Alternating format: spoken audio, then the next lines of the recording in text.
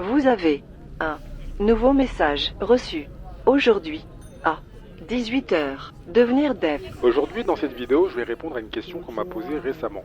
Donc, il y a quelques temps, j'ai fait une vidéo sur pourquoi le code était si difficile.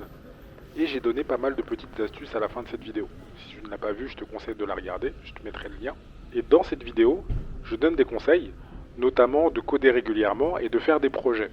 Et en fait, c'est sur ce dernier point qu'on m'a interrogé. En gros, on me disait que, effectivement, c'était facile de coder régulièrement lorsqu'on était déjà développeur, mais que lorsqu'on était à la maison et qu'on était en train d'essayer de rentrer dans le business, eh bien c'était plus difficile. Il y avait des moments où on avait des baisses de régime et on n'avait pas forcément envie de coder. Et je comprends parfaitement cette réflexion. Je pense qu'on l'a tous eu à un moment ou à un autre, des moments où on a des baisses de régime. Tu sais, quand tu as un travail, tu rentres chez toi le soir et que tu dois te mettre à coder, bah t'as pas forcément envie.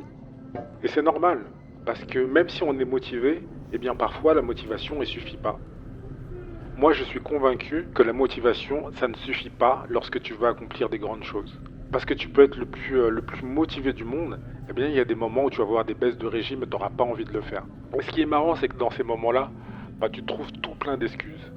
Moi, je sais que mon appartement n'a jamais été aussi propre que lorsque j'avais pas envie de coder. Quand j'avais pas envie de coder, fallait absolument que je fasse le ménage. Comme par hasard, c'était devenu la tâche la plus importante. Fallait que je fasse les courses, fallait que je promène le chien, fallait que je fasse tout et n'importe quoi pour éviter de coder. Et je sais que je me mentais à moi-même. C'est ce qu'on appelle la procrastination active. Tu trouves des excuses, tu fais des choses qui te paraissent importantes sur le moment, alors que tu sais très bien qu'en fait, tu essaies simplement d'éviter les choses que tu as besoin de faire. Et donc à un moment, voilà, moi j'en ai eu marre. Je me suis dit, voilà, faut que je trouve une solution parce que ma reconversion, c'est un projet important. Faut absolument que je m'y mette, faut absolument que je trouve des solutions pour pouvoir travailler tous les jours. Et c'est à peu près à cette période que j'ai découvert un bouquin. Et ce bouquin s'appelle La guerre de l'art. La guerre de l'art par Steven Pressfield. Et ce bouquin, honnêtement, je me suis pris une claque.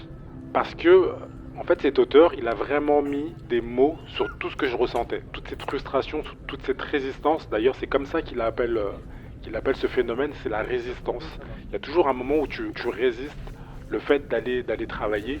Et je me suis vraiment reconnu là-dedans. Et il explique que ce phénomène de résistance, eh bien, on le ressent à chaque fois qu'on a des projets ambitieux. Et c'est là que je me suis rendu compte qu'en fin de compte, un développeur, c'était un artiste finalement. Un artiste qui avait le syndrome de la page blanche. Et justement, il expliquait que pour un écrivain, le plus dur, c'était pas d'écrire, c'était simplement d'aller sur son bureau pour écrire. Et donc, j'ai essayé d'identifier les points de friction. Qu'est-ce qui m'empêche au quotidien de coder? Premier problème, les distractions.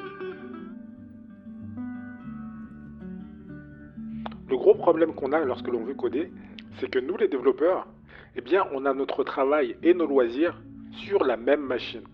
Ça, c'est un gros problème. Parce que si tu as l'habitude de regarder YouTube, Netflix ou le dernier épisode de One Piece sur ton ordi, eh bien ça veut dire que ton cerveau il se met en mode détente à chaque fois que tu t'installes sur ton ordinateur. Et ça, tu l'imagines bien, ça ne va pas t'aider à coder. Alors la solution que j'ai trouvée, moi, eh bien c'est d'avoir un appareil dédié pour mes loisirs et un appareil dédié pour le travail et le code. Et sur l'appareil où je code, j'ai tout bloqué. J'ai pas accès à YouTube, j'ai pas accès à mes mails, j'ai pas accès à tous les sites qui peuvent me distraire. Et pour ça, j'ai utilisé une application qui s'appelle Cold Turkey. Cold Turkey, ça te permet de bloquer tous les sites qui peuvent te distraire. Donc tu vois, là, je suis sur mon poste de travail et ici, j'ai que mon poste de travail. J'ai aucune distraction. Ça fait qu'à partir du moment où je sais que je m'assois sur ce fauteuil, ça veut dire que je suis là pour travailler. Et quand je veux me détendre, bah tu vois, j'ai mon Chromebook où je peux regarder des animés, ce que je veux, tu vois. Donc là, par exemple, là, c'est Kingdom. Je te le conseille vivement. Maintenant, tu n'es pas obligé d'acheter forcément deux appareils pour utiliser cette méthode. Tu peux très bien obtenir le même résultat en installant deux sessions sur ton ordinateur. Une session de travail et une session de loisir. Et sur la session de travail, tu peux également télécharger Cold Turkey dessus et supprimer toutes les distractions. Et je peux t'assurer que rien qu'avec ça, tu vas doubler ta productivité. Je te le garantis, parce que moi, c'est ce qui s'est passé. À partir du moment où j'ai vraiment utilisé un ordinateur dédié pour mes séances de code, ça a tout changé. Pourtant, c'est une idée simple, c'est juste du bon sens. Mais le problème, c'est que quand tu as un objectif ambitieux, tu as la tête dans le guidon et tu perds tout sens commun. Essaye cette astuce dans les prochains jours. N'hésite pas à me faire un retour en commentaire pour me dire si ça t'a vraiment aidé. Et puis si tu connais quelqu'un qui est dans cette situation, partage avec lui cette vidéo. Il y a d'autres stratégies comme ça que j'ai mis en place pour ma productivité et j'en parlerai certainement dans mes prochaines vidéos. Donc voilà, c'était Stéphane. Merci de m'avoir écouté. Fin des nouveaux messages.